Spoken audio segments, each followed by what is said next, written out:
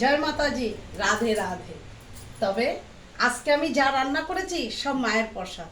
কালকে অমাবস্যা ছিল, আজকে আমাদের নবরাত্রি, মার ঘট বসেছে। তবে আমার ননাস এই যে যা করেছি, খিচুড়ি করেছি, 5 রকমের ভাজা করেছি, চাটনি করেছি। তবে এই যে থালটা আমার মাকে, ননাস মানে মা, তবে এই থালটা সেবা করো। Thank you. মায়ের প্রসাদ অনেকদিন ধরে দেখছিলাম, ভিডিওতে দেখতে দেখতে আর থাকতে পারলাম না, চলে এসেছি মায়ের প্রসাদ খাওয়ার জন্যে। খেয়ে দেখি, তারপর বলছি। ভাগ্য চাই এ মার হ্যাঁ, মহাপ্রসাদের ভাগ্য চাই।